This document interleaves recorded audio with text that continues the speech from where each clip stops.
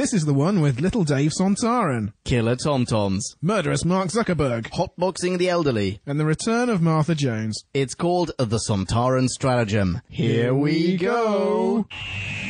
We're still on our endless voyage, all through time and all through space. With Levine and angels now, Daleks, Cybers, and dude, wow! Tennant, Smith and Eccleston, Gallifrey, where it all began. Doctor Who is cool again, that was Russell's master plan. Who back when? Reviewing all new Who there is. Who back when? Subscribe and rate on iTunes, please. Rose and Donna, Amy Pond, Rory, Martha and beyond. Join us on this odyssey, what other choice could there be than Who back when? Who back when? Ladies and gentlemen, welcome to another episode of Who Back When, a Doctor Who podcast. Or Doc Past. Yeah, that too. I am Drew Back When, but one host for this evening. Tonight I am also joined by the magnificent Pumpkin. Hello! How you doing, man? I'm okay. Yeah. This vodka cranberry juice is definitely a good pick-me-up for me, though. So I'm going to get better as the episode goes on. How are you doing? Well, this was a double deadline day, but I'm awash with cultural capital. Having gone to a Oxford University Classics lecture, I am like uber wasp right now. Oh, wow. Yeah. I'm basically social unguent. Both a good word and a very accurate description of what is before me right now, ladies and gents. Well, what is before us right now? It's the Sontaran Strategem. There you go. So did you remember this episode from when you saw it the last time? When did you see this the last time? I never saw this. Oh, really? I never saw either part. This is all entirely new to me. Interesting. I definitely did see this, and I remember seeing the Sontarans at the time, but I remembered nothing about the story. Absolutely nothing. Sorry, with one exception. I remembered Martha being a military badass, but now I realize, wow, that did not really work, did it? I remember that. That's it. She was more a military badass when she came back, so to say, at the end of the last series. Yeah, when she walked the earth like Kane in Kung Fu. Yeah, exactly. Yeah. I, on the other hand, not having seen this, had no idea that Martha came back. I was under the impression that she just disappeared forever at the end of the last series because, I don't know, nobody warms to her at all. But no, she's back. Yeah, she's back. Okay, so here's another thing that I'd forgotten about this. This is a two-parter. This is but half a story that we're reviewing today. Did you know this? No? Not yes? to any effect. No. It was about 5 minutes before the end of the episode that it dawned on me, oh, this is going to be a 2 or 3-parter, isn't it? Oh, I see. And it turned into such a disappointment because I wasn't going to get any closure this week. Oh, but you get a cliffhanger instead. I do, yeah, and I did. And I'm very, very pleased, in retrospect. I take it all back. Past Pumpkin was an idiot. That guy had no idea what he was talking about. Right, so we do have an idea what we're talking about. Shall we jump into a B-scale? Oh my goodness, do let's. Time for us to synopsize, clarify and summarize. So take a view and grab a brew and listen to this overview, this free-for-all we like to call a bite-sized chunk of Who. Bite-sized chunk of Who. A journalist investigating billionaire wunderkind Luke Rattigan and another 49 people around the world simultaneously meet an untimely demise at the hands of Rattigan's lean, mean, carbon-reducing killing machine. This gets the attention of UNIT, specifically of Martha Jones, now a real-life doctor and medical/alien consultant in UNIT's employ, who interrupts the doctor giving Donna a flying lesson and summons her old friend back to Earth to investigate what they suspect may be alien tech. B-scow over, you are welcome. Aren't you just? As I have been doing recently on New Who, would you mind if I start this one off with a question? Well, I can't stop you. Go for it. Have you seen the James Bond movie, Moonraker? Yes, I have. It's the one with the lasers. It is the one with the lasers and Jaws turns up and all that jazz. Is to us. The bad guy there, Hugo-Drax, immediately sprang to mind with Mini Mark Zuckerberg in this one. Oh. Because Mini Mark Zuckerberg, as I understand it anyway, he has his, the Rattigan Academy, where he's creating these genetically and intellectually superior specimens of mankind, whom he clearly is trying to get into space, right? Well, I'm not sure what his end goal is. All I know is that it is the perfect cross between Hogwarts and Professor Xavier's Academy for freaky Earth-hating weirdos. Do you know what the place reminded me of? No. It reminded me of the school in the music video of Total Eclipse of the Heart. Oh, wow, yes! Right? With all the dudes with the lights in the eyes and everything. With headlights! Exactly. But yeah, so in the Bond film, Hugo-Drax, he doesn't give a damn about the Earth. The Earth is gonna, I don't know if he blows it up or whatever he's gonna do. Oh, but man, he sounds villainous. Yeah, but exactly, yeah. They should have employed him as a Bond villain. Wait, Did they? Oh, yes. So he wants to get all these genetically and intellectually superior specimens into a spaceship and off to a different planet where he will start a new colony. I think that's the idea of Moonraker, if memory serves. Or possibly up into space, then blast the Earth, kill everyone, then colonize the Earth. Doesn't matter. Here we have Mini Mark Zuckerberg, aka not Hugo-Drax, with his whole academy where he's just grooming all these intellectually superior specimens, and he's developing tech that will take them into space. I'm assuming it's something similar. If your question was, isn't this a brilliant parallel I found? Probably, yeah. Yeah, that's exactly. I was just looking for confirmation there. Affirmation. One point you raised there is, what is he doing with the intellectual people? I mean, they essentially just seem to be doing constant PE, or as bouncers getting rid of unwanted journos. Yeah, which I'm pretty sure Hugo Drax does as well. Yeah, but we never see anything more of what they do. I mean, do they have a role to play in the second part, or are they just collateral extras? I think they're all super clever, and the reason they're doing PE is because they're training to be astronauts and they need to be physically fit. Okay, maybe. And then, alright, question. You've started off by saying, so they are acting as bouncers. Oh, sorry, you started off. You pointed out that... I'm looking so worried because my phone has closed my notes and I can't remember how to open them, and I've never been in such dire straits.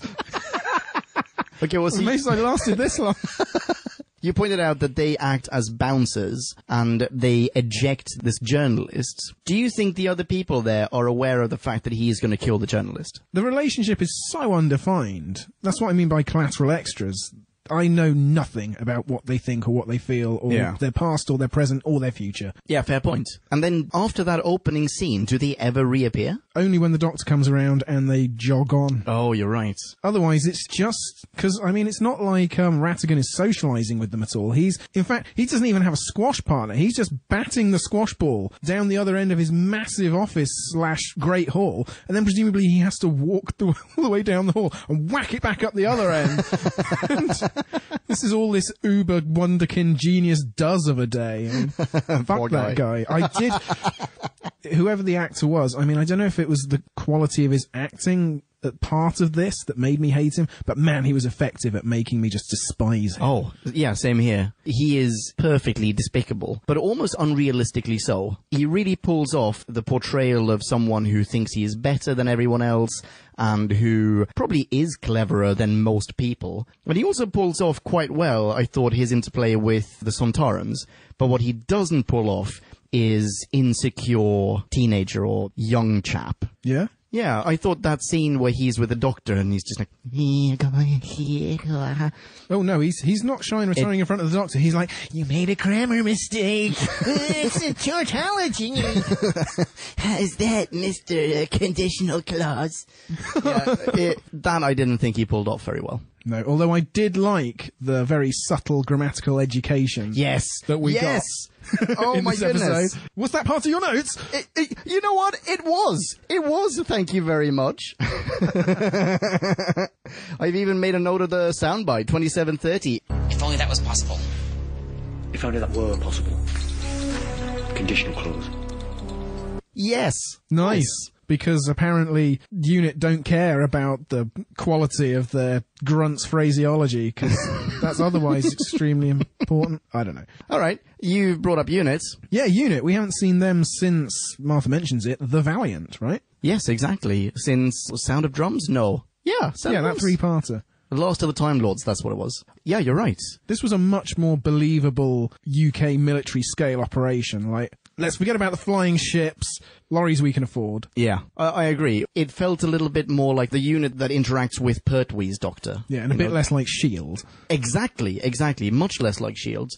In fact, I've got this down in my notes, but I'm not sure if it's true. They have a different theme. Like, there's a unit theme in this episode, and it feels very much... Like, it just feels anachronistic. It doesn't feel like something that would have come out in 2000 and whenever. 8. All right. Oh, wow. It felt more like something that they may have sampled from the 70s Pertwee series, where he's constantly off on adventures with UNIT. Okay, I didn't notice this. It didn't jar in the music, and the music jarred a few times for me in this episode. Is it the instrumentation or the melody? What stuck out for you? I'm not sure. It just felt so stereotypically militaristic. It felt like something that you don't necessarily get in modern depictions of this kind of organization. Oh, Oh, okay. So What, now like- you just get sort of action riffs in the background and long violin scores, like slow, dramatic violin scores, and the visuals tell the story instead. And back then, everything would basically be a march, whereas here Yeah. it was so obvious, so in your face, it felt anachronistic to me. But I've got a little bit of information about units. You may not have noticed. They are no longer the United Nations Intelligence Task Force. They are now the Unified Intelligence Task Force. And do you know why this is? I don't. Because the goddamn UN got in touch with the BBC production team and said that ain't happening, guys. Wow. Yeah. Okay. Because throughout all of Classic Who, they were the United Nations Intelligence Task Force. And this is taken from IMDb or TARDIS Wiki, one of the two. When this came up for... I can't take credit for this. I didn't read anyone's mind. I read this on the website. My expression is wincing at the United Nations pettiness. Yeah. Not at your source history. So in 2005 anyway, it becomes public knowledge, right?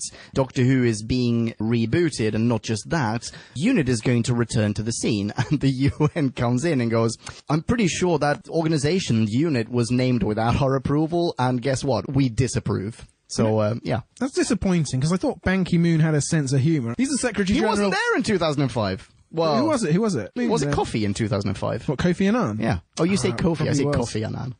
Well, I don't drink coffee. So, I don't know. I guess we have a different relationship. If it had been Ban Ki-moon then... Oh, he would have loved it. Yeah, he would have had a cameo on the show. Absolutely. He would have been there on the Valiant. It's not too late. It's not too late. Ban Ki-moon is coming to town. Love that video, by the way. Well, Okay. I didn't realise we were both Ban Ki-moon fans. Oh, totally. Ban boys. No, it doesn't work. It doesn't work. Over the moon. Oh, whatever. Okay, so how did you feel about the professionalism portrayed by UNIT as such? Well, I thought, and this sort of ties in to last week's episode, Yeah. and may reveal a shortcoming of my review of this week's episode. It feels to me this year like Doctor Who is a lot more competent. Yeah. Like, in terms of production values, in terms of staging firefights, Nick alluded to this last week. Compare the firefight we had outside Ood Warehouse with Doomsday. for Oh instance, my goodness, yeah. Where you've got static Daleks firing at static Cybermen. And outside you've got... Oh, this is so much more dynamic. Yeah, and not much time has passed. But at the same time, I feel like there's less character there. Like, they're catching up with the US in terms of production values, and in terms of professionalism for UNIT, like a military operation. But I feel like perhaps some of the character is going. Oh, interesting. Yeah, we still don't have anyone that we can relate to quite... Well, maybe now we sort of do. At least they're trying to give us characters that we can relate to as much and as well as we could the unit representatives in Classic Who. Because Like the Brigadier. Yeah, exactly. The Brigadier and Benton, who were, like, heroes. You know, they were on-screen heroes. And I remember them from when I was a kid. Now, I couldn't even name... Actually, wait, hang on. The head of unit now in New Who is Lethbridge's daughter, right? But yes. aside from that, I couldn't name anyone. You know, they are completely characterless. In As this is one, Colonel Mace. Colonel Mace. Is that the Colonel in this one? Yes. Yeah, well, I was going to say, I felt like maybe they were trying to build on the same kind of banter that the Doctor had with Lethbridge Stewart in Classic, between Mace, is his name, and Tennant in this one. Mm-hmm. No? Well, I see that, where Tennant calls him cheeky. Exactly. It's like, oh, now you're giving me orders. And Oh, yeah. they have a bit of bants. They did, I suppose. No, I suppose you're right. Maybe I'll give Mace a chance, see what he does next week. Give Mace a chance. Oh, God. My favourite Mace moment was actually Donna extracting the salute from him. Yes. Yeah, I love that scene. Okay, you brought out the D word. I mean, I was also going to suggest that after we have this little conflab on Donna, Yeah. we could call a moratorium on the whole Donna thing. I think it's fairly played out for now. Okay. Are you sure? You don't want to hear what I think? Well, no, I do want to hear what you think, but then I don't want it to overshadow No. the rest of the episode. No, I agree. I want to leave friends with you, man. I mean, it's nearly Christmas. I mean, I got you a present and everything. I don't have to take that back. Shit, I haven't got you on yet. It's coming, don't worry. Okay, well, before we jump into D-Land, Martha. Oh, okay, Martha. How about that? Yeah, let's do Martha, so to speak. Well, I mean, there is a clone now. Oh, I thought clone Martha was better than real Martha. Oh, 100 times better. When Martha first appeared, I'm really sorry, this is alluding to at least how I felt about Donna in the beginning, but when Martha first appeared, my note was, hang on, wait for it, oh wow, I've never been so glad to see Martha before. But then, half an hour in... Are we talking about Martha here still? Yeah. She lost me a little bit when she turned into the level of military badass that we got in Buffy. Okay. And it, like... What, like super hardcore? No, just so incredibly flaccid.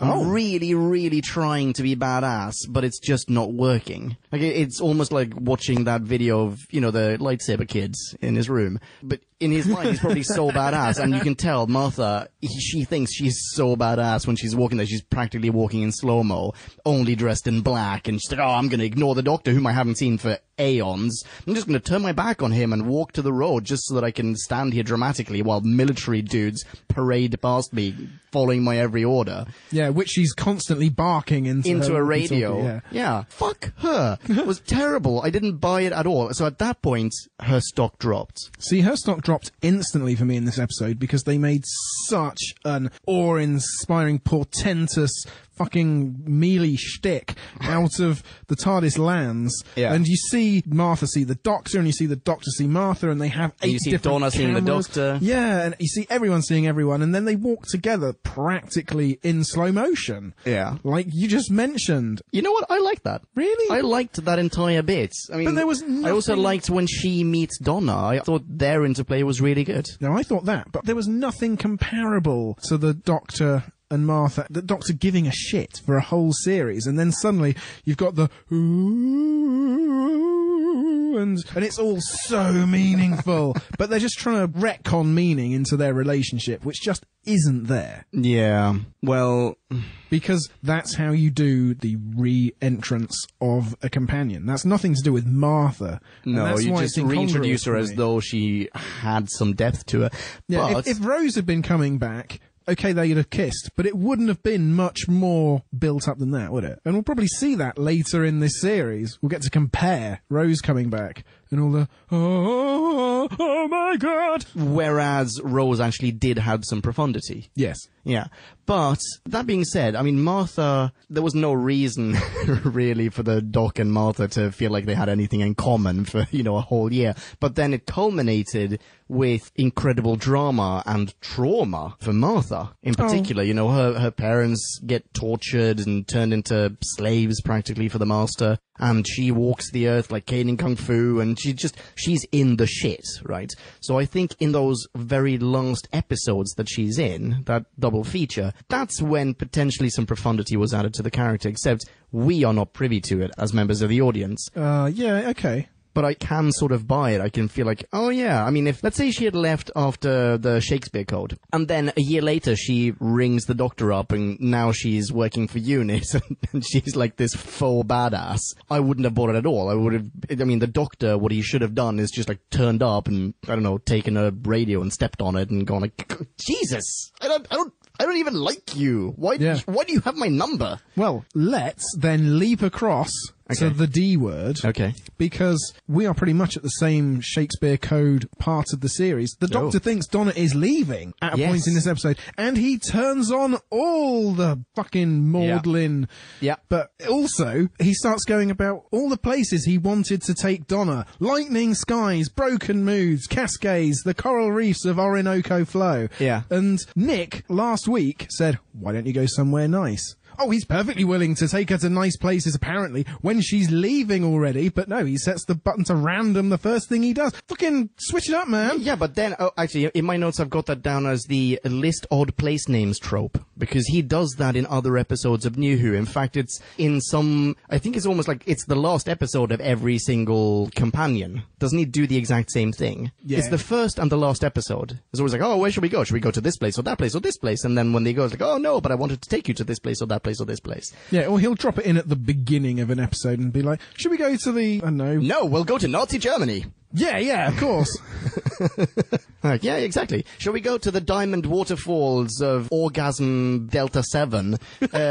Push random, we might get there. Oh no, it's the Wild West. So, but when she then calls him on it, when she goes, well, no, obviously, I just want to see my family, that's it, I'll be back. When she then quotes one of those locations back to him, doesn't he go, oh yeah, forget about it, I don't know what I was doing? Yeah. Isn't it because he's basically just listing all these paradise locations so that she will be intrigued and possibly coerced into staying?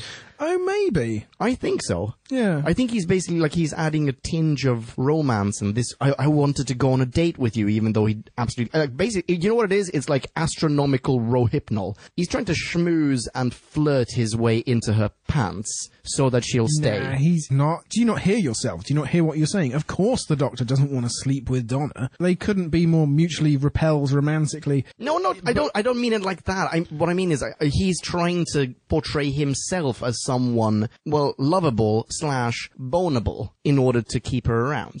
Like, we're like the best of friends and I see a future for us, that kind of thing. No, I mean, it really did mean something, all this. I took you to Nazi Germany because I love you, know. I suppose it boils down to the Doctor is a massive egomaniac, but he's also incredibly needy. And so he's full of shit, but it's not entirely without cause. Yeah. Is that the best you can say? Yeah, okay. Yeah, it was weird. But about Donna... Yes, let's get Donna out of the way. Yeah, so in the beginning, when she's in the TARDIS, I was convinced this is going to be another episode just like all the other episodes where she's overacting and it's going to be rubbish. And then approximately 10 minutes into the episode, I wrote, I like Donna in this one. Hey! There you go. And you didn't delete that retrospectively? No, I didn't. Sweet! And I wrote that, and I remember thinking at the time, like, I'm going to write this now. But you know what? I'm also going to mark down the sound bites, the actual minute and seconds when she says something completely just overacting, so that we can drop it into this episode, and I will be vindicated. I'll be proven right once again. Yeah. But I didn't find one. She doesn't know. Really? I felt like she was actually really good in this one. I think everyone acted fairly well in this one. Yeah. And that was partly because it was quite diffused, really. Everybody got some screen time. Nobody had to sort of carry the episode. I actually did object to a Donna line. I thought that when the Doctor said, oh, you're not leaving, are you? And then she started calling him Dumbo and Dunce. I thought that bit was overdone a bit. Oh, yeah. I thought that whole scene was kind of charming. Yeah. A little bit. I mean, he looks so deflated, just having made a complete tit of himself. Yeah. I like that scene. Yes, it wasn't super offensive or anything. It's just, I did sort of cringe a bit where you apparently didn't. So it's still an upward trend. I mean, it's not. Yeah, exactly. I mean, I'm not going to say it's a role reversal. I'm certainly not going to say, oh, you know what? I take it all back. Donna's the best companion ever. I'm just saying I did not find her over the top offensive or offensively over the top even. So you can put your knives back in the kitchen drawer, podcast land. Exactly. For this week, clearly, I will give her a chance. And you think that their chemistry is maybe developing, he said, leading questioningly? I said that before we even reviewed a single Donna episode. Yeah, I know, and I'm trying to build up those activation potentials in the neural pathways. Yeah, it may be happening. I wonder if maybe the reason I wasn't so offended by her presence in this episode was that there's not a tremendous amount of interaction between her and the Doctor in this one. I feel like she doesn't do a tremendous lot in this one except go back to her fam. Yeah. So maybe that's it. And there's a bit of snooping, which she comes back and talks about, and there was the scene with Colonel Mace. Yeah. So, and she bonded with Martha, yeah. Oh, she did. I loved the bit where she goes through the paperwork. Yeah. I thought that was super clever as well. And it was like, oh, nice, yes, finally. I mean, we had Martha, who was, her side career is she wants to be a doctor and she's studying medicine, so in a few cases on New Who, she would get to showcase those skills. It wasn't just, oh, I'm really good at running away from danger or screaming help for the Doctor. Yeah, I can name the bones of the hand. Exactly. There you go. That's already an indicator she has a life outside of this show. And this was an indicator, so does Donna. Yeah, and this was a much better indicator than Wolf Whistling and West Ham last week. Oh my goodness, yes. Yeah, you're right. She fitted into this one much better. Yeah, thank you. I love it when I'm right. That's what you were talking about, right? I think so. Yeah, this is basically what this is all about. Episode 140 of Ponkin is right. And more right than you. Okie dokie. Whom haven't we talked about? We haven't talked about the Sontarans at all. Oh, you're right. So we have two actors portraying the Sontarans. Yes. One of whom you revealed to me only days ago when we sat down and did the intro/review of Space Pirates. Yeah. Because going sideways from Rick Mayall, who was in The Young Ones, and then I couldn't keep the secret anymore. I just had to bring up Christopher Ryan, who plays Mike, and also Commander Stahl, the Undefeated. That's amazing. Absolutely amazing. The Young Ones. So far we've had... Whom from the Young Ones have we had on Doctor Who? This is going to be my question for you. Has anyone else been on it? We've definitely had Neil in... Neil. Shut up, Neil. Shut up, Neil. Try some lentils. Anyway, Neil... Heavy. Neil was in... Well, not Neil. Nigel Planer. Bingo, thank you. Nigel Planer. He appeared in an audiobook that we reviewed on Who back when called Greenhouse? The Greenhouse? Possibly. JD's Worst Nightmare? Yes, yeah, Hot exactly. House. Hot House, well done, thank you. Oh, you're so good at this. Yeah, he was the baddie, or sort of the baddie in Hot House. And aside from that, I don't know. I was thinking... Did Rick Mayall ever appear on New Who? I suppose the hiatus came at a really bad time, didn't it? Yeah. Between 89 and 05, because, I mean, their careers all started to tail off around then. They would have been perfect for coming on that. What has Hedgehog done aside from this Sontaran? I don't know, since the Young Ones, I mean. And Bottom. And Bottom, sorry, of course. It's tricky, because he was never a comedian. He was the only one of the four who was actually regarded himself as an actor, and you can see that in the photo on his IMDb page. Oh, he has a serious photo. Rick Mayall, he just looks like he's made a joke. Nigel Planer, I don't think I've ever looked up on IMDb. But okay, wait, hang on. We should say for our American listeners or non-UK listeners or anyone really who's not necessarily familiar with these shows, check out, if you have never heard of this or if you have and just want to check it out again, The Young Ones, which is a fantastic comedy show. I remember that from my childhood. Yep, late 70s, early 80s, punk, anarchy, hilarious. About a bunch of housemates. A bunch of students. They pioneered the horrible student experience comedy. Yeah, absolutely. And then two of them in particular, Rick Mayall and Ade Edmondson, they went on to do another show called The Bottom. And Hedgehog turns up in that one as well. Hedgehog is one of the Sontarans in this one. Yeah. So yeah, anyway, so check those out, Young Ones and Bottom. So now you have the context. I was thinking that Adrian Edmondson would have been a much better King Hydroflax in last year's Christmas special. Oh, score 100%. 100%. Nice. I mean, I know Greg Davies is just a massive, bulky man, but you needed Ade's just barking mad edge to carry that king off. Save it for the Bottom podcast. Oh, man. We should... Oh, we said it in the podcast! For additional context, his character on the show was called Eddie Hitler. All right, anyway, so let's get back to the Sontaran Stratagem. Oh, must we? Yes, we must. So yeah, we have two Sontarans. One of them is played by Hedgehog, and the other one is played by Strax. I don't know his name. Except he's not Strax in this He's one. not Strax, he's a different Sontaran. So the guy who then later on becomes Strax, and also one of the elves in Last Christmas. Oh. Yeah. Okay. He's one of Santa's elves in, the Christmas special. Yeah, that's a bit of a come down, isn't it? Frost. You think so? I mean, he's fun. Oh, okay. Yeah. Oh, he's a proper talking part elf and a sassy elf. Yeah. Yeah, I remember the sassy elves. Yeah. It's a good part. I suppose they can recast him as Strax because as They all Grunt look the Ross, same. they're all potatoes. Yeah. So, of course, they're clones. So I mean, they're all wearing the exact same mask. Yeah. Yeah. Plus, although actually I think as Strax he may look a little bit different to how he looks in this one. They made him up slightly differently. Do you think so? I think so. Oh, very possibly. I felt like there was a difference between the two Sontarans in this one, and partly in terms of scars, I think.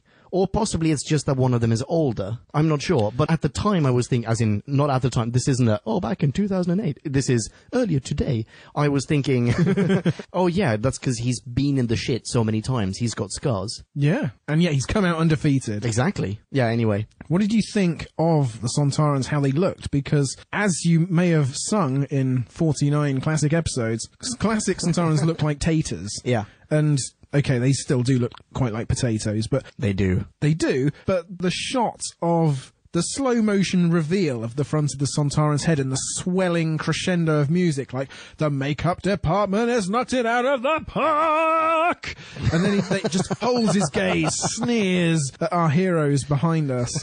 And they put him front and centre. It's like, look at the job we did on Christopher Ryan. Was it not impressive? It was super impressive. I mean, we had a look just a couple of days ago when we were doing the Space Pirates thing. We did some Google image searching just to look at Sontarans in Classic Who. And you know what? They already looked good then. Better than expected. Yeah, they definitely look better than expected. I mean, compare that to maybe the Zarbi or some other nonsense that appeared on Classic Who. But they already looked good then, so then exponentially all the technology that went into creating those costumes they've just skyrocketed since then, right? Now, if you've got a pretty good concept, back then I'm pretty sure they had the helmets that were also potato-shaped, you know, that they then take off and then there's a potato inside. Yeah. So it's a good concept for any makeup artist, I'm sure. Sorry, long story short, yeah, they did a fantastic job. Cool. They started from an even better place, is what I'm trying to say. I see, yeah. What did you think of their hacker? Their blatant, we're not quite Maoris, but this is what the New Zealand rugby team do before a match. We're doing this before a war. Sontar. I hated it. Well, I didn't... I mean, is this something, a tradition from Classic, presumably? They do I this don't before remember. every war. I don't remember. I mean, sorry, I'll say this. I didn't hate it per se. I thought it worked really well when the Sontarans were doing it, but when not Hugo-Drax, little murderous Mark Zuckerberg joined in, it made me want to hurl things at the television. Yeah. Yeah. But look, he's finally found a place he can belong. You know, he's finally joined a crowd. Oh, down there, they're not good enough for me. I'm so much better than them.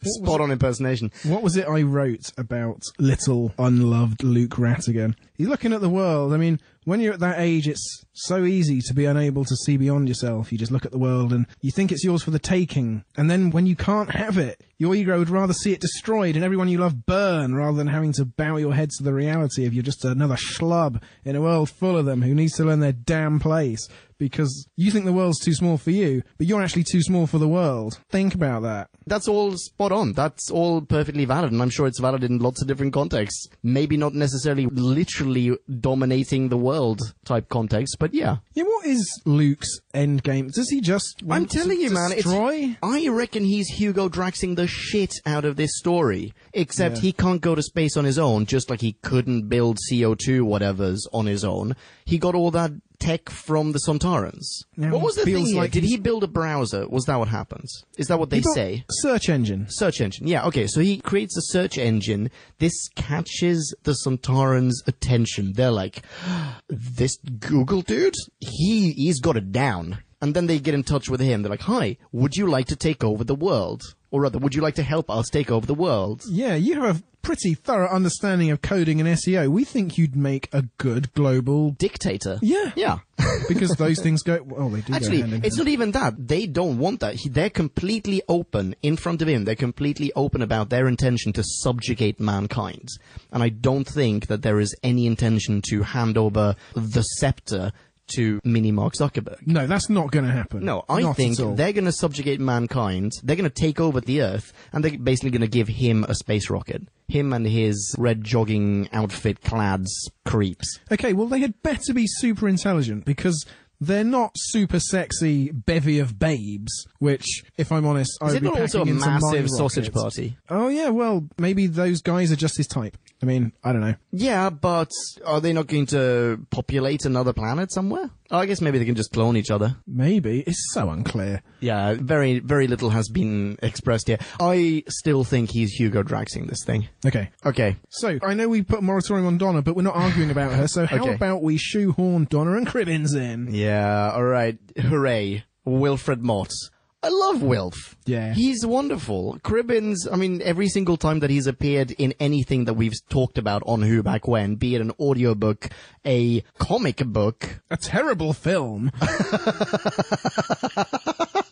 You say that. I really like the film. Okay. What, the Cushing film? I love it. I mean, it's exactly like the Hartnell serial. Every single time that he's appeared in anything that we review, we all bow our heads in respect, in awe of this man. He is so charismatic. He's so wonderful and lovable and charming. He just charms the pants off you. Yes. Platonically. Every time, every scene. Yeah. He doesn't have bad scenes. Everybody else has, an awful, overacting moment. I mean, we get to Cribbins- see him with Donna and, well, his daughter on the show, Donna's mum, on screen at the same time. And Tennant. Tennant, who constantly overacts. And somehow I feel like he stabilizes the situation. He stabilizes the scene where we just have him, Donna, and her mum in the kitchen just by sort of winking or raising an eyebrow when he's she starts... so impish. Yeah, but it's perfect. Like, all of the most minuscule mannerisms, every tiny little idiosyncrasy of Wilf's is pure gold. Yeah. Love it. Love him. Oh, I'm spent. What a massive man crush on Cribbins. Who knew? So I take it we agree. Sorry, I just completely bogarted the mic there. Absolutely. I have nothing to add.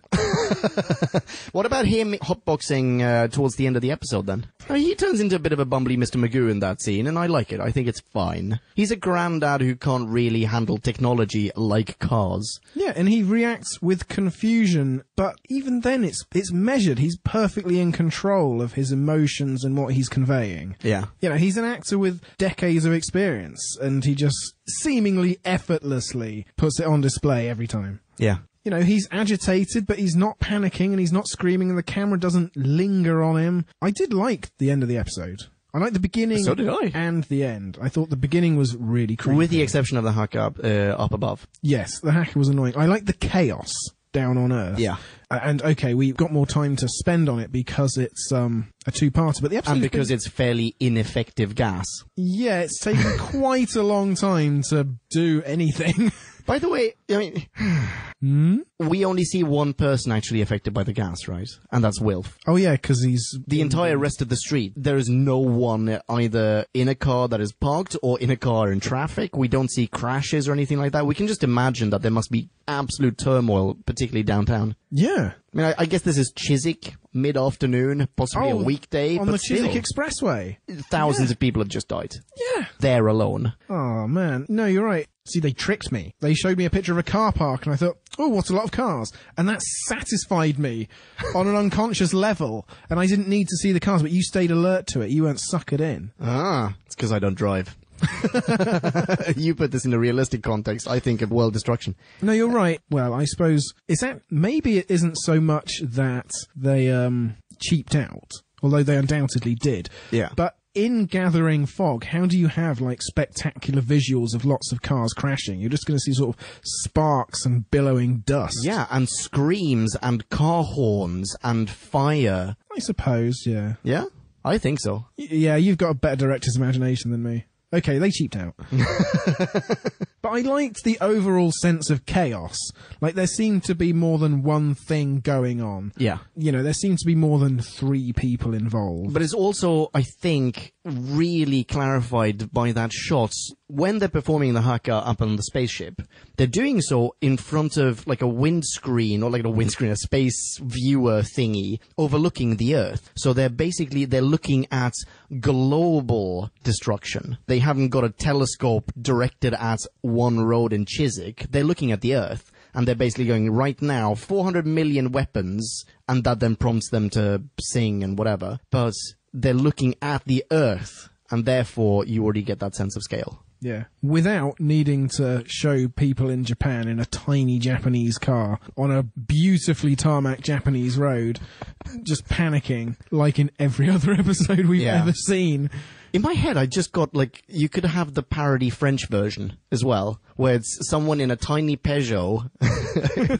It's, what's his name? Oh, what's the actor's name? Jacques Tati, I'm thinking. Okay. In a tiny little Peugeot or a Citroën or something, trying desperately, fumbling in his car, trying to get something. Oh, no, I don't know. They Sorry, French definitely people. Could have had Romangerie and 3 other French actors just smoking outside a building and just not noticing that the fog is descending because they've been standing there smoking all day in that exact cloud of fog. And then cut to some kids in the States actually hotboxing. Fuck, man! This is some strong shit. I said the States because I don't think that's an English expression. Because I know that as a concept from US TV. keep that second and and for our many American fans. Yes. I want it to be inclusive. But just to leap back to the cold open for one hot minute. Yeah. I did like the sat-nav. I thought that was really effectively creepy. Going, you have reached your final destination. Yeah. I got a little tingle from I that. feel like I've seen that in other films or TV, though. Final destination? Oh, maybe. If they stole it straight from film of the same name, then I suppose that takes away some of the luster. I wonder if that's where I'm recording that from. I feel like something to do with a big tech company taking over and trying to kill people here and there. I feel like that's been done before with exactly the whole TomTom thing. But then, okay, so I've got another question for you. So why, if all Atmos does is clean up your emissions, why is it also driving your car? Why does the sat-nav say atmospheric emissions control or whatever it says? It says omissions control. Oh my god! You know what? That's what I wrote in my notes, and then afterwards when they say emissions, I go, oh, I must have just misread that. That is literally my top notes. Atmospheric omission system, it says. Yeah. Question mark. Holy shit, Rooney. Yeah, because I was watching the episode with the subtitles on, and he definitely was omission. Yeah. Is that deliberate? Is that a joke? Well, it's to make the acronym work, isn't it? But, you know, if Luke Rattigan is such a genius and such a stickler, he should be able to think of a better acronym. But One that actually works. atmospheric omission. We're omitting the atmosphere. Well, is that because of the temporal hotbox, or what do you call it? The temporal And also, wait, converter? I don't know. Atmos, he's complaining about the Doctor misusing Atmos as an acronym. Like an ATM machine. Exactly. But if you're saying for atmospheric omission system to turn into Atmos, couldn't Atmos just be atmospheric? You know, couldn't that just stand for atmospheric? Oh, I don't know. It's too late in the night for me to think of an 11-letter acronym that would work with atmospheric. No, you see what I'm saying, right? Atmospheric omission. I don't know. Oh, I see. It's a contraction rather than a abbreviation. Exactly. Or the other way around. It's a contraction rather than just the first letter of an acronym representing that word. The whole acronym is in fact a contraction. Yeah, that makes much more sense. That's what I was trying to say. Oh, you're much better at saying what I'm saying. But then you can't have the Doctor they have that special little moment. Yeah. Where he squeaks at him. That's true. In his tiny rage. In his huge office. Which brings me to... I would like to ask for 2 sound bites, please. Soundbite number 1, they are practically sequential. Soundbite number 1, 29 minutes in, he talks about something looking like a thing. Phone in the Middle Ages. No, I'll tell you what it's like. It's like finding this in the middle of someone's front room, albeit very big front room. Why, what is it? Yeah, this looks like a thing, doesn't it? People don't question things, they just say, it's a thing. Leave it alone. Me, I make these connections, and this, to me, looks like a teleport pod. Which is hilarious. And so, finally, he feels fun, and that then leads immediately to the next soundbite, which is even better, and which, ladies and gentlemen, Drew and I quoted at each other in perfect synchronicity before we pressed record, namely 29:30. We have an intruder! How did he get in? In through the window? In through the window. Yeah. I mean, it's so good. RTD has been inserting lots of little puns in this series, but this one, I mean, maybe it was Helen Rayner. Yeah, I was going to say, wrote the this is not episode. RTD, yeah. I mean, wow, I would give her another chance after Absolutely. the awful 2-parter of last series. Yeah, she wrote Daleks in Manhattan, an evolution of the Daleks. And then this 2-parter. Yeah. And when I saw her name come up, my heart sank. Oh, really? I'm not mincing my words. I thought, goodness sake, this is why we didn't have another woman writing an episode till series 9 or whatever. I was prepared for this to be a complete fucking failure, and the reason why we haven't seen so much of the Sontarans since. Well, until Strax. Yeah, I suppose. I mean, we see quite a lot of Strax. Completely changing up that species dynamic, though. He's that's true. like... neutered. Yeah, he's your tame version. He's your Worf. He's your Yeah, exactly. What's the Ferengi who isn't Quark? You know, every alien's got to have one go through Federation, Starfleet Academy, or whatever it is. That's Strax's role. Sorry, I was still chuckling at Intruder Window. It's so good. Stop being funny. But yes, I mean, you can see the relish with which Tennant is giving that. He's learnt how to be joyful again. Yeah, exactly. And when he isn't overacting around it, because I think you have objected to the sort of little elements of farce that have been introduced in this series, and I thought you might object to these puns. I have nothing as well. against farce, and I really enjoy... You know that I enjoy puns, but... Yes. In the last episode, and I quote, I may even soundbite it. Oh, really? I may even do an inter-episode soundbite. This is getting very meta. You said... Dude, have you ever seen a pantomime? Yeah. Did you like it? Well, there you go. You see? I think if you're more inclined to the pantomime farce end of the spectrum, then you love Catherine Tate, and I'm all about the pantomime farce. But you're a more I do refined enjoy sort that, of guy. but that's not Doctor Who. That's an entirely separate thing. There you go. Whatever you said, that will decide the argument. What did I say? Well, I don't know. We'll have to let Podcast Land decide whether I was right or wrong. But I think what you said was... But that's not the show. That was not in reference to farce. That was in reference to panto. I remember you saying, I think, well, maybe I'm misremembering. This is so bad. I've just lost this argument twice in a minute. Once via the soundbite and now via your memory. Shit. I'm just going to let you take the next point. No, I may very well be misremembering this, but I remember at least at some point you saying that her overacting is reminiscent or is sort of in the tradition of pantos. And I am not a fan of pantomime. I'm just not. I don't feel like that goes hand in hand with farce, though. There is very clever and very sophisticated farce, and neither panto nor prior Donna Noble appearances are it. Except in small parts. In small parts. She has her moments. She does. And agency, and a ready wit. But anyway, I mentioned Starfleet a couple of minutes ago, so I have to keep that in. Oh, okay, yeah. Here's a question. Okay, go for it. The doc identifies the Sontaran tech as, this is decades ahead. Oh, yeah. So presumably, if he wanted, he could basically solve all humanity's problems with his super advanced alien tech. He could actually do what presumably happens a few decades from now. We figure out how to stop cars emitting noxious gases. He could just completely change the world. Do the Time Lords operate to some sort of prime directive, is my question. That's a good point. Because he loves the Earth. He sort of does, doesn't he? Well, he loves the Earth so much that if he doesn't, why isn't he making our lives better? Okay, another question, same question, but regarding Unit and Torchwood. So in this case, they're going in... Oh, by the way, we have to talk about how they go in looking for illegal aliens, because that was really creepy. But yeah, so they go into this factory, and they're looking for illegal alien technology, yeah? Yeah. And fast forward to... prior episodes of New Who set in the future, where the Earth has just built up to the point of having we have destroyed the Earth. Like, we have completely destroyed the Earth. Yeah. I mean, if you think back to the episode that we did, the Gridlocked episode, where there are fumes everywhere, surely this takes place after the Sontaran Strategem, and thus after mankind has had access to this CO2 reducing technology, right? Yes. So in my mind, that means, Unit and Torchwood, when they identify illegal alien technology, no matter how beneficial it is to mankind, they subtract it from society. Wow. That's limiting. I think so. Either that or it's, sort of a plot hole. Well, I suppose that is how to keep the series basically in sync with reality as we know it, isn't it? I guess so.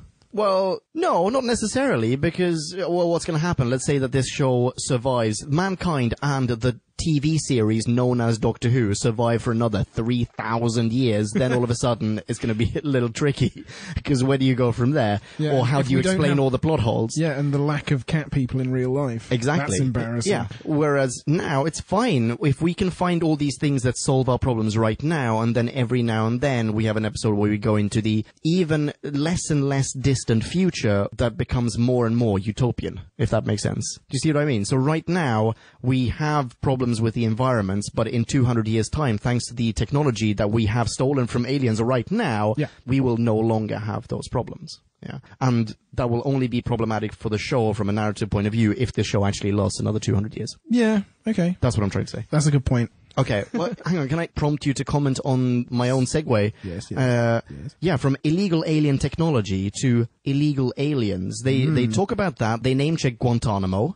Yeah. And the whole unit organization seems very much like, oh, well, handcuff people first, ask questions later. Yeah, in the interests of homeworld security. Oh, yeah. Yes, exactly. That's some late 2000s gentle military-industrial complex satire right there. Yeah, exactly. There are some moments where it's a little creepy. It's almost like it's eerily accurate. And when Donna says, oh, is that what you did? You turned this doctor into a soldier. No, he turned this doctor into a fascist.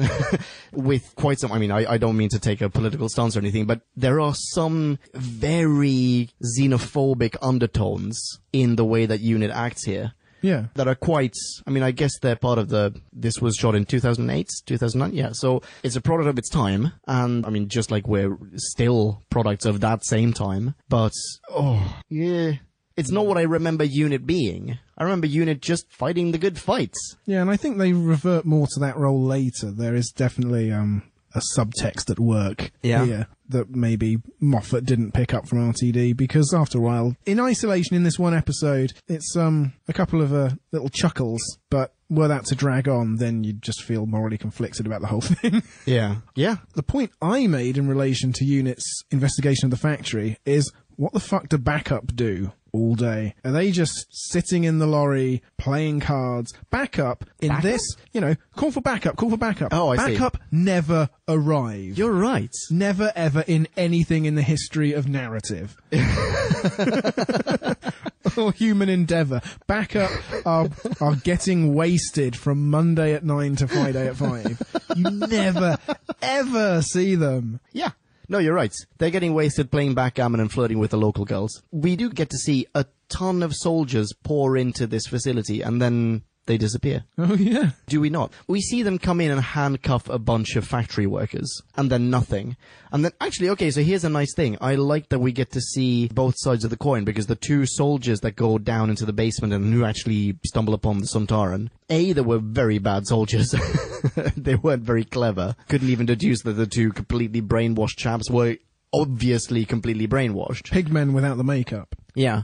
And also, actually, I have a question for you about them as well, but hang on one second. But they were also, I feel like they were misusing their authority. Oh, what, the one guy saying, we'll get first dibs on this, this will be our key to promotion, that thing. But not just that, I mean, they were pretty shitty towards the two brainwashed dudes. Until they were finally let through. Yeah. They weren't like, hello, I'm very sorry, you have to come with us. They assumed guilt before anything, but then they acted as though they knew that these people were innocent, because they didn't try to arrest them. They were just pissy with them. Yeah, UNIT aren't a swell bunch of chaps in this episode. No. Okay, so question about the brainwashed dudes. Okay. They are hypnotized, right? Yeah, hypnotized drones or whatever. But they also seem to reply to either telepathic or something commands from, what's his name? Stahl?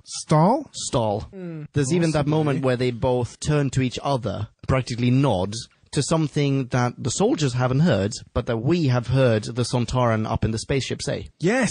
So he's commanding them in some way. Probably not telepathically, there's some technology involved. But it's more than just hypnosis, right? Yeah. Okay, follow-up question just to round that off. Yeah. Why don't they do that with the two soldiers? Are they not doing that with the two soldiers? Oh, wait, hang on, sorry. Don't hear any more commands. Yeah, no, sorry. Why don't they do that with Martha? Sorry. They do that with the soldiers, why don't they also do that with Martha? Oh, well... Just so that we have a clone?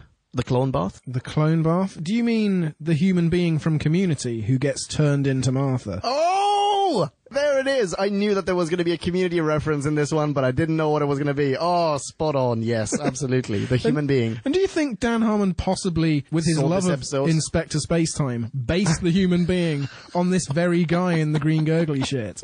That's possible. Unlikely, but possible. I think he probably just looked at some weird latex gimp porn and took inspiration from that. But yeah. There you go. Sorry, was there a question? I was so pleased that why don't they do that with Martha? Well, why not just hypnotize her? Or whatever. They said, we need something extra. Whether that's just the cloning, whether that's a different process, What's I don't the really extra? know. They do nothing more with her. They get her to lie to one of the soldiers. Have you found anything? No, nothing yet. Exactly, she's the perfect mole. But she does no moling. Like, she does nothing. Oh, but she smirks a treat.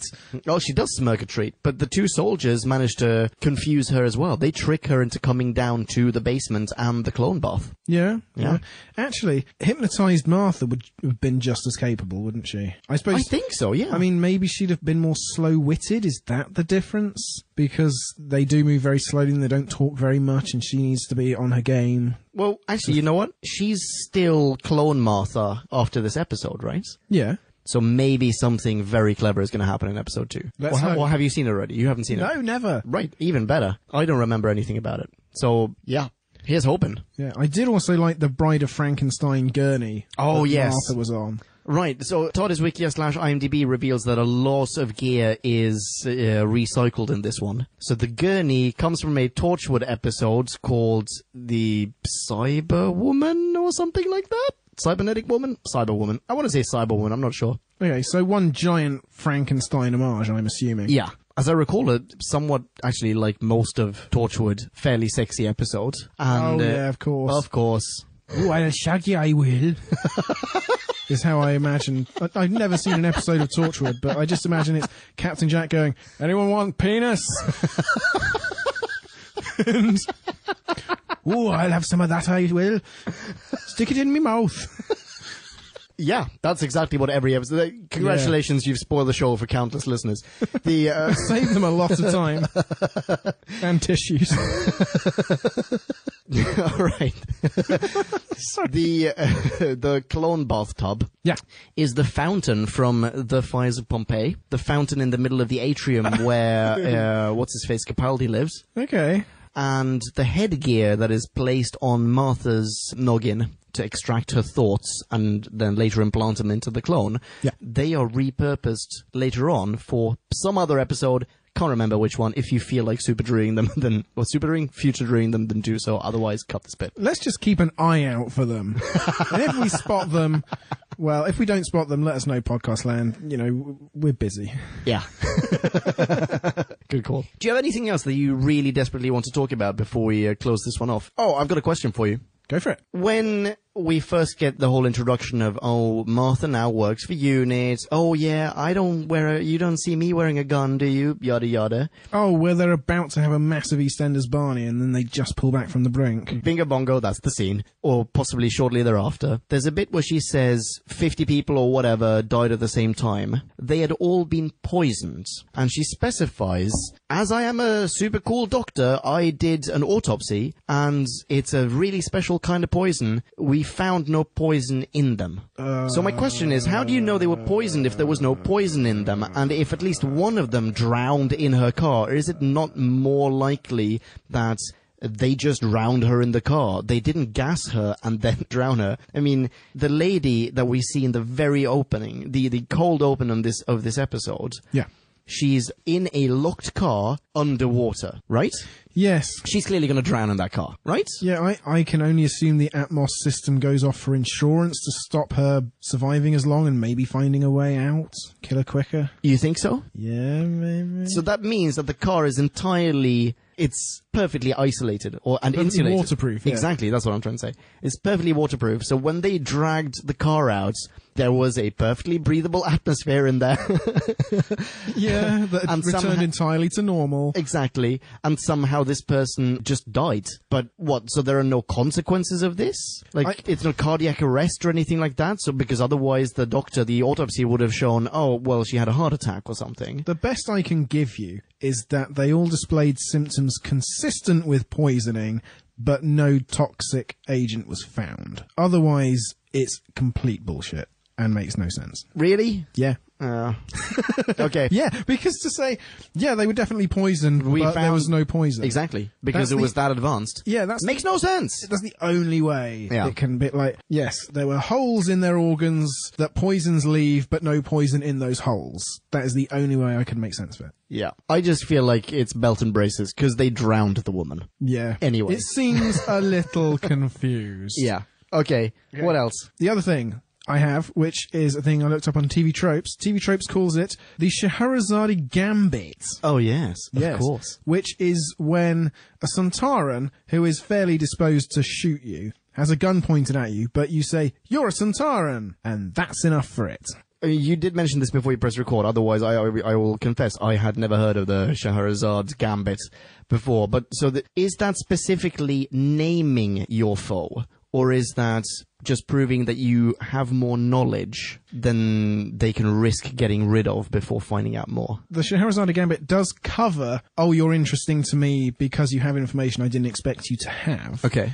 Story checks out. Which pretty much every James Bond film ever. Of course, let's have dinner and I'll explain my plan to you because I know you're a pretty charming guy and I thought of a really devious way to kill you rather than just shooting you and ending the film an hour early. I guess, yeah. Yeah. Also a side effect of that.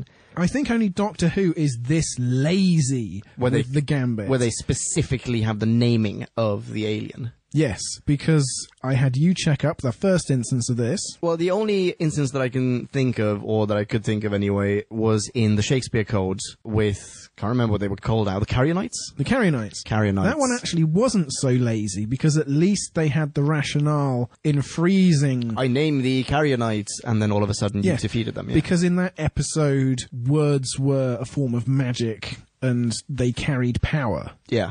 Rather than the other episode in which they've done this is Doomsday, where Rose goes, "Oh no, you're the cult of Scarrow. That's interesting, isn't it? Better keep me alive, aren't ya?" And the Daleks go, "Certainly. Make yourself comfortable."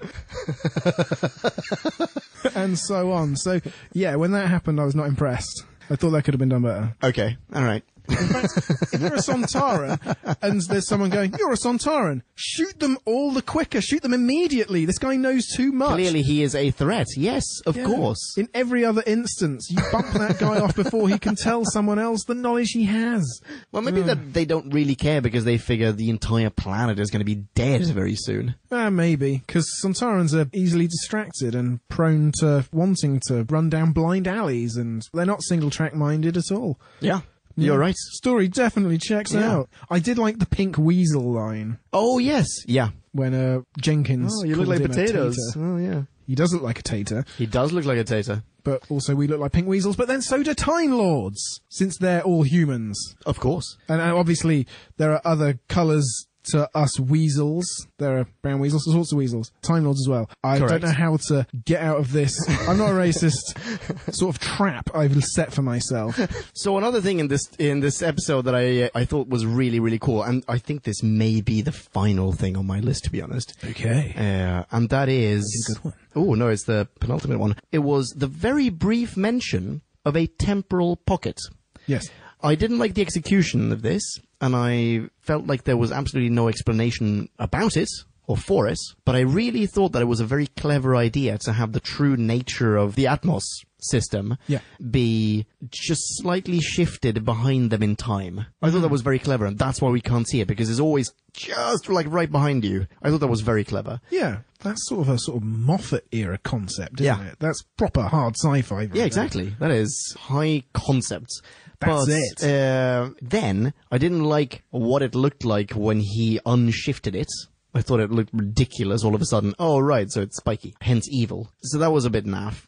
Also, the only way the Doctor got to that point was he sonicked it for a really long time. Yeah, and only because he knows that it's Sontaran technology, so now he knows exactly what he's looking for, apparently. But does that mean, and this is really the takeaway from this, does that mean that Sontarans have mastered time?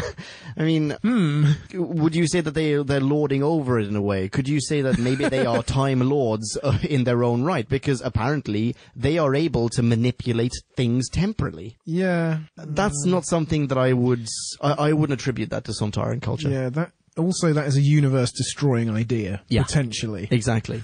Yeah. And I didn't like the way he sonicked it for a really long time and it went spiky, and then he sonicked it for a really long time and then it started emitting gas, and then he sonicked it for yet longer still. And it's like, not only do we have the magic key, but now we're that lazy that if something's really difficult to open with the magic key, he just points it for longer. Exactly. That's an even shorter cut than before. I didn't think it was possible. So what's your super actually ultimate note? Oh, I shouldn't have ended on this one. You know what? I'll have one. I'll go for it. find one. Yeah, let's do that. No, you end on this terrible one, and then I'll counter with an absolute barnstormer to bring the house down. Okay, so I'll rattle off bullet point style. Clone Martha, all gooey. How many people in podcast land, or how many people in TV land thought Clone 3-way?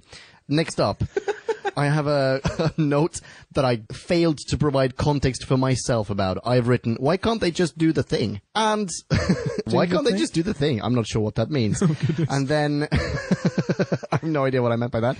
And then in case, and by the way, ladies and gentlemen, Drew is editing this episode. So Drew, in case you want to pop in the music cue that I referred to before, I found my note. I've written, I wonder if it's from original unit episodes. It's at 18 minutes and 45 seconds.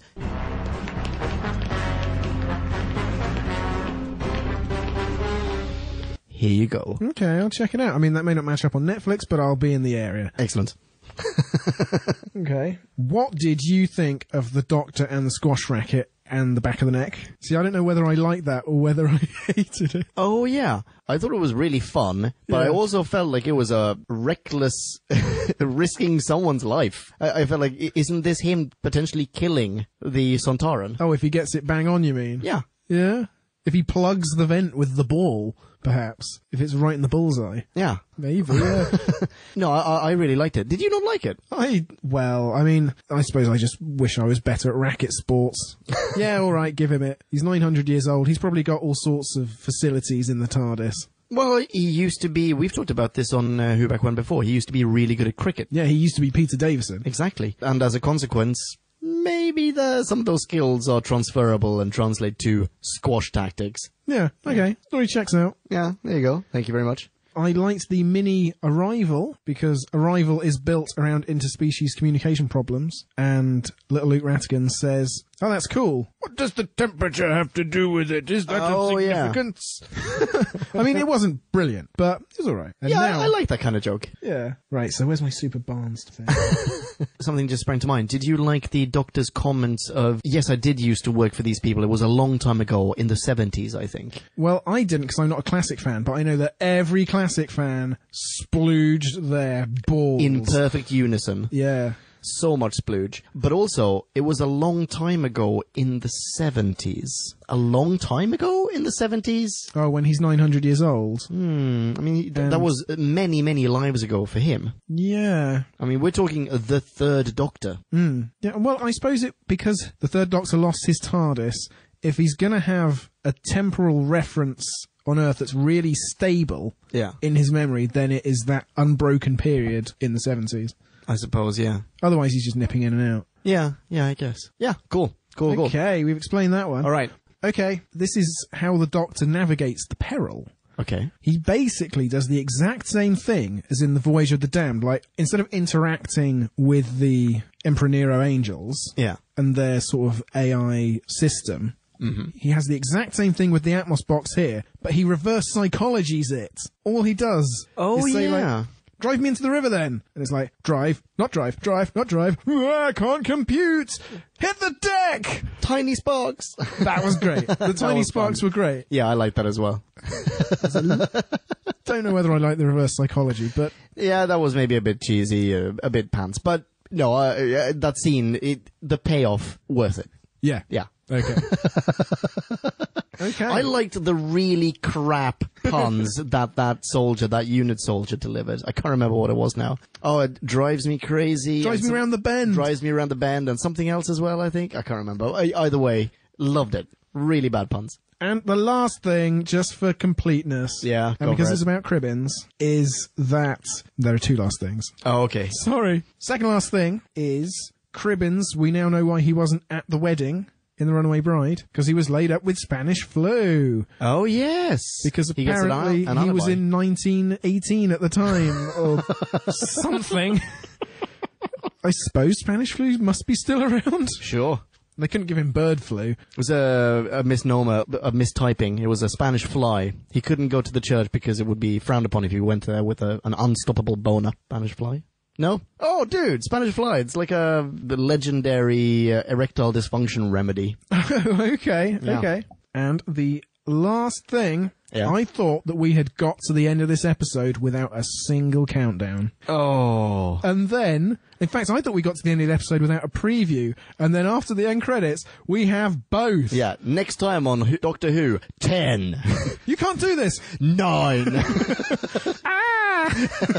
And so on.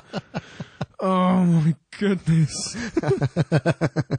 I think that's it for me. That's it for me as well. Shall we jump into some ratings? Let's. And now it is time to rate this. Did we love or hate this? Bing bong, hey, la la la la la la. Ratings. Okay, this is as close as I get to a quick rating. Better acting in this one. Sontarans look good, but like last week, competent show lacking brilliant edge. Predicted Google cars well. Okay, Google, stop drowning me. Martha's okay, but nothing new to her range. Tennant's okay. Luke's boring. Difficult to rate, hence I'm prevaricating. Check my procrastinating. Isn't it irritating? 3.2. Wow. Excellent mini. They're getting more mini. This is almost a micro. That is very nearly a micro. Okay, I will bullet point a micro though, myself. Not offended by Donna. Score! Surprisingly enthused by Martha. Okay. Liked the Sontarans. Liked the villain overall. Loved Wilf. Everything that we've talked about for the past hour and a half. I'm giving this a 3.6. Cool. Yeah, I'm really looking forward to seeing what part 2 has in store. Sorry, I kept that very short because I feel like I've really just been splurging into the mic for the past hour. But yeah, bingo bongo.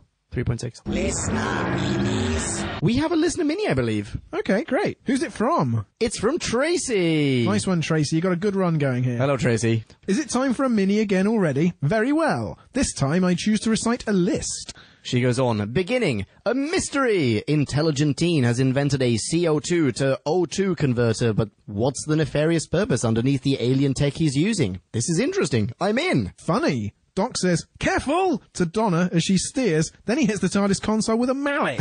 Yeah, very true. Scary! This didn't happen the first time I watched it, but this time I actually felt really awful when the factory is raided to look for illegal aliens. It's a little too pertinent right now, and they in no way specify if they mean humans from other countries or humanoids from other planets. Very true. Listen to Steve. Smart Steve. Listen to Steve and don't touch the green ooze sarcophagus. Wait for backup. Sorry, Tracy, it never arrives. Yeah. Steve is right to be afraid. Fear is the correct response. No, stop. Listen to Steve. Oh, never mind. You're both doomed. WTF PTSD. Martha gives that he's like fire speech, and I think, man, she has seen some shit. Sorry, got to break in there. I hated that line. He's like fire. Yeah. Yeah, it's he so burns those cheesy. who are near him. Oh, it's so cheesy. Oh, dear. Yeah, I'm feeling better about my 3.2 being less than your 3.6 right now. I'd forgotten about that line. Dear Brits, what are you talking about? Why does Donna's mom reference Michael Palin while scolding Donna? Oh, Michael Do you know Palin. this? Yes, I do. Well, Michael for it. Palin, post Monty Python, and still today, I believe, is traveling the world doing all manner of travel documentaries. They're great, by the way. Yeah, he basically became the BBC's travel globe-trotting guy. He Yeah. went from the North Pole to the South Pole and through all the countries on the way, and he went around the world in 80 days. He did a whole series on it. Yeah, and I mean, there are some shows with some profundity, and then there are also the, like, here's what you can do in the Costa del Sol. You know, like... When you're Michael Palin. Yeah, exactly. When you can get away with all this shit. But yeah, they're very good. Anyway, yeah, she goes on. Character. Really interesting interplay between this lonely 18-year-old and lonely Time Lord. Actor. Pretty sure this guy is Strax. Ending. Donna's granddad is great, but he does have a knack for charging straight into trouble, doesn't he? OMG. Break the goddamn window open. Yeah, that's right. Use some blunt force trauma or something. Rating. Kitten in a bowler hat. Couldn't agree more. That's closer to my rating, by the way. Yeah, probably. In brackets, than yours. What if she's a dog person? Oh, yeah. Right, well, that's it for this episode. Tis indeed.